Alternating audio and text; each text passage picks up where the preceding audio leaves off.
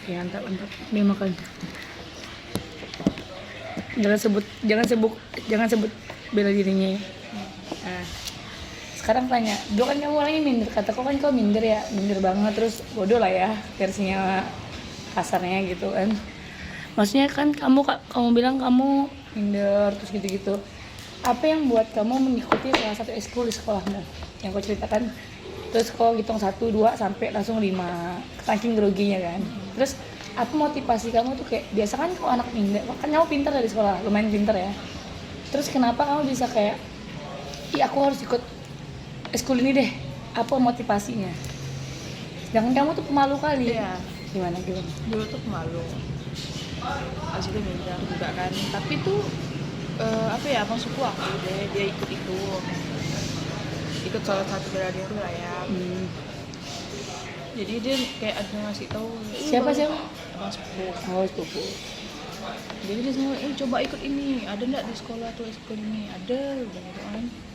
Coba nih ya, nanti kalau misal mau ini mas kasih bajunya, kata dia kayak gitu kan. Oh, pas pula keluarga kamu itu yang punya bela diri itu juga gitu. Sama. Jadi ya dia motivasi kamu sebagai sepupunya ya, biar kamu. Tapi orang rumah kamu tahu nggak kamu seminder itu? Atau enggak? Enggak sih kayaknya.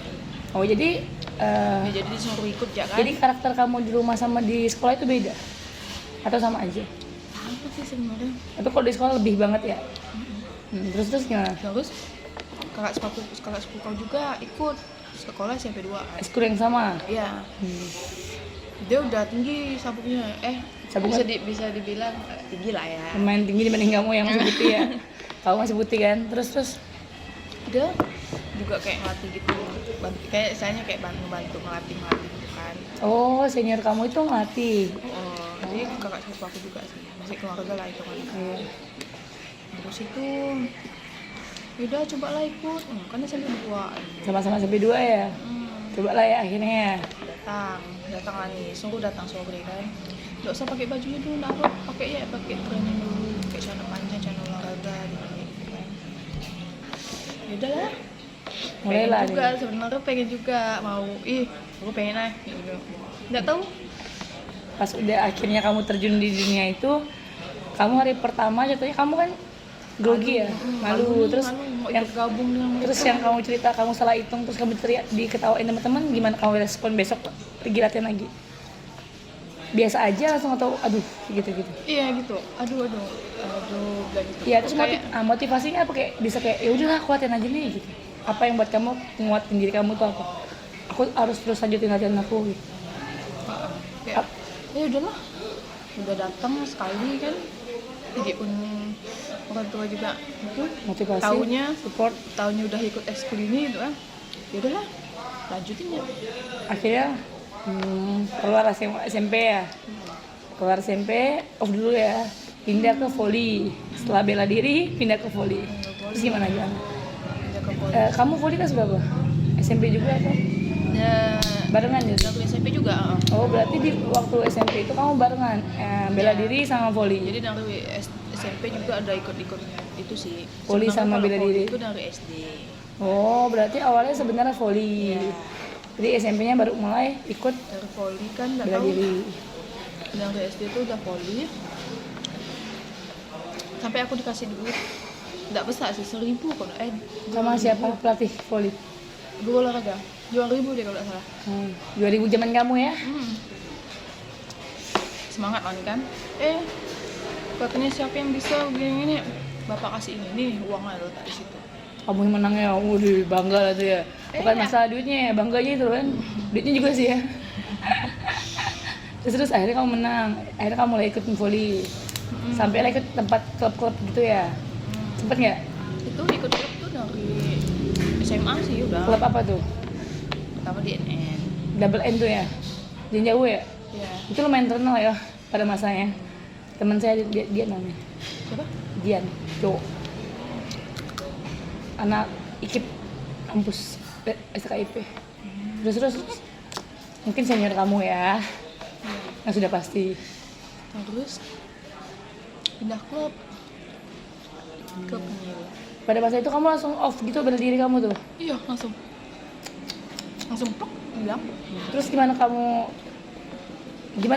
sekarang itu ya, kita beda jalur nih, kan kamu sama udah volley gitu kan, terus gimana sahabat Tania di matamu, seidola ngefans apa kamu sama sahabat Tania? Ya nggak bisa dibilang kayak kata-kata deh. Emang keren ya. Boleh lah ya. Keren lah. Menurut kamu apa ya,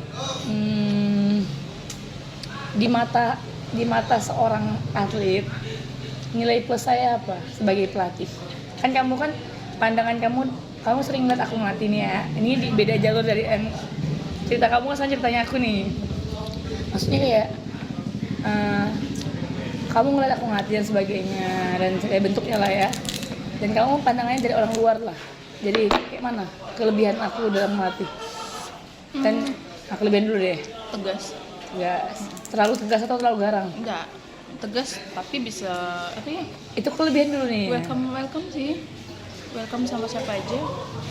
Nah, kekurangannya apa harus aku perbaiki? Maksudnya kayak apa yang harus aku tekannya menurut kamu dari versi sahabat sih?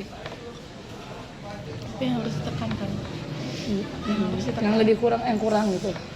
Biar aku lebih baik lagi. Apa ya?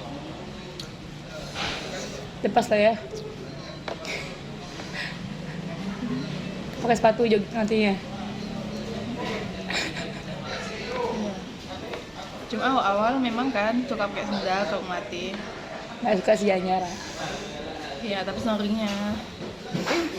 Aku udah kayak gini lah. Iya, aku bisa kesini mau ngelatih udah lah. Kencah ya lah. Kayak mana daripada telat ngelatihnya, mending jangan telat. Setidaknya aku menunjukkan yang terbaik dengan caraku sendiri. Wah, Tapi ingat gak sih? apa? Gue pernah ngelatih pakai celana Jeans. bukan jeans, kulot sampai koyak. Saking totalitas tanpa batas ngelatihnya kan. Mantap latih kayak gini ya. Saya cari ya. Sekarang itu kebalikannya, kamu mau tanya apa ke aku? Gimana sih? Coba kamu mau motivasi anak-anak muridku, terutama atlet-atlet yang mau tanding nih, misalnya dia down. Pada saat mau tanding? Ya biasa sih. Pasti kan kalau namanya atlet kan kalau udah di lapangan kadang berugi lah ya. Iya. Apa ya, kalau aku pribadi, aku selalu misalnya tanding nih, misalnya kan kita biasanya di hotel gitu-gitu kan. Ya udah aku sering kayak ngumpul bareng mereka, aku kumpulin di kamar aku. Setelah udah ngumpulin di kamar aku, ya aku sharing gimana besok kita mau tanding ya, pasti gitu. Jadi kayak dikumpulin mereka semua, terus kita bilang sama mereka kayak motivasi yang simpel-simpel aja sih. Rasa takut itu pasti ada. Orang juara olimpiade juga ditanya takut enggak, pasti takut. Kalau atlet ya udah nggak takut, berarti atlet itu yang udah nggak tahu lah ya. Atlet yang paling jago di nasional aja di Indonesia pernah saya tanya, Mbak Kinting dari Jawa Tengah, SEA Games Mas kan, aku tanya, Mbak, kalau mau tanding gimana sih? Grogi nggak atau gimana? Tetap lah deh katanya. Tetap. Jadi rasa takut itu sebenarnya bagus buat seorang atlet. Malah kalau seorang atlet nggak ada rasa takut, itu hati-hati. Biasanya bisa kalah. Ya, saking songongnya dia, kayak gitu-gitu sih. Kalau aku lebih ke panggil mereka, sharing bareng, terus lebih ke bilang, kamu latihan kan selama ini? Terus ya udah, lakukan aja yang terbaik. Pelatih itu pasti bisa ngelihat, gitu aja sih sebenarnya. Karena aku jarang, beda kali ya, di mana-mana kalau namanya pelatih nasional ya selalu ya hasil, ya itu emang target. Tapi kalau aku, karena aku pelatih klub, aku lebih ke lihat perubahan mereka perharinya, ada nggak perubahan mereka, gimana mereka latihan, rajin nggak, terus udah naik berapa poin di versinya kita, kayak gitu sih lebih simpel ya. Tapi ya harusnya kalau pelatih nasional itu ya target sih. Kalau aku perubahan dulu, kalau mereka bisa lebih baik dari sebelumnya ya alhamdulillah, kalau bisa medali ya juga lebih dari alhamdulillah. Jadi kalau misalnya ada tanding gitu, pembekalan yang apa ya, pembekalan apa sih yang paling penting, yang paling diprioritaskan ke anak? Pas kapan nih, pada masa kapan? Pas hamil berapa tanding atau pas awal-awal sebelum tanding atau awal sebelum TC banyak nih, beda-beda pembekalannya nih. Kamu kayak pembekalan pas kapan? Pas di hari POT bener kayak kita berangkat. Hari tandingnya. Oh, pembekalannya yakin, bahagia. Yakin dan bahagia doang sih, banyak doa itu doang. Karena Udah nggak ngepus apa-apa. enggak lah, enggak. Makanya stres ya. Iya. Jadi sekarang apa ya? Atlet adakah yang mau kalah? Enggak. Semua atlet mau menang, capek mereka latihan tuh. Tapi ya kadang ya mental yang aku bilang tuh. Jadi pelatih itu juga main mental loh, walaupun cuma nge-coach dan sebagainya. Kadang masih tenangan atletnya dibanding pelatihnya. Karena kan si pelatih tidak tahu kesiapan seorang murid. Walaupun pelatih udah mempersiapkan semuanya kan. Kayak gitu sih. Jadi lebih ke ya udah jangan dipikirin. Besok tanding ya udah tanding. Yang penting nggak les. Yang penting kalian harus bahagia sih, bahagia karena apa? Aku bilang ke murid aku, latihan itu bukan H-7 mau tanding. H-7 itu tinggal bahagianya.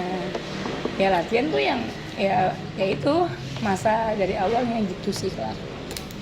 Apakah ada lagi pertanyaan yang ingin kamu tanya? Guys, dengar dulu adik kata Saning Tania. Oke. Atlet taekwondo, pelatih NTC. Pelatih LPP? Ah iya. Sekarang sebelum penutup acara YouTube NTC ini, ntar aku masuk ke YouTube NTC guys. Apa? Sambil makan. Enggak apa-apa. Nggak sopan. Enggak lah, kenapa enggak sih? Ya udah aku YouTube kamu aja.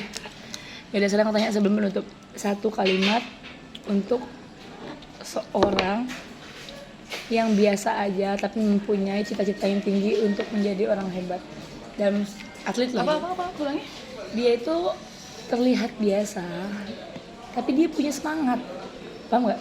Ada atlet yang kita asah sebentar udah jago karena berbakat, ya dia sih nggak berbakat nih, dia nggak berbakat, nggak biasa aja, tapi dia punya semangat, dia rajin latihan, usaha dan berdoa.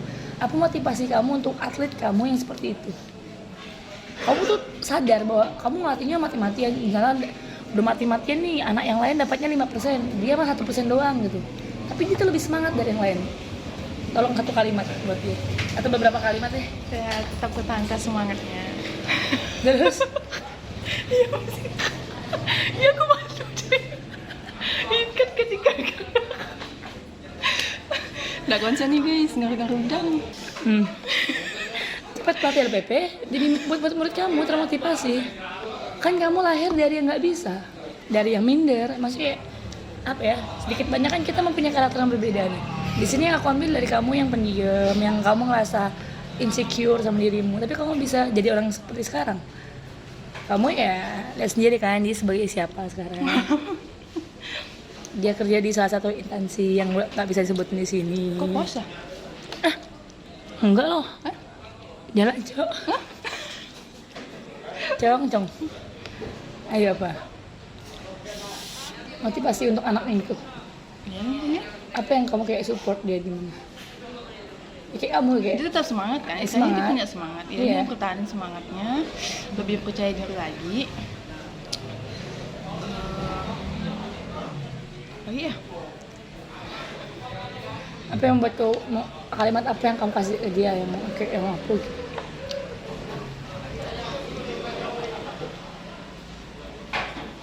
Mama. krik. Buat murid kamu, ibarat diri kamu sendiri. Kayak maksudnya kayak motivasi apa sih kayak Ya, motivasi rajin yang latihan lagi. motivasi apa yang buat kamu jadi kayak sekarang. Maksudnya itu yang tolong kamu bagiin ke orang-orang biar orang-orang yang minder kayak kamu, insecure kayak kamu, tapi dia bisa kayak kamu ngejar cita-cita yang kamu inginkan. Ya, Walaupun cita-citanya kepleset ya. Pengennya polon guys, plesetnya jadi polon susah. Tapi alhamdulillah polisi juga depannya. intinya satu aja sih kayaknya harus tetap percaya diri nih. Sama percaya diri aja. Kok gitu sih mandang benci. Enggak kan versi kamu. Itu aja, selalu percaya diri. Ya. Dan selalu Ya, apa? bersyukur, Oh, Masya Allah, tabarakallah. berdoa. Oh, itu paling penting tuh. Dan baik sama kedua orang tua kan biasanya gitu ya. Oh iya, satu lagi, kamu percaya nggak rezeki kita itu adalah rezeki dari dua orang tua kita? Nggak percaya. Masya Allah. Makanya kamu selalu baik sama orang tua kamu ya? Jadikan orang tuamu raja, Oh Yesus, maka rezekimu pun seperti raja. Sahabat kok jadikan aku bambu. Hai guys, ketemu sama gue dong sekarang. Kamu dia terus 16 menit guys. Yaudah ya guys, nonton vlog saya. Hap.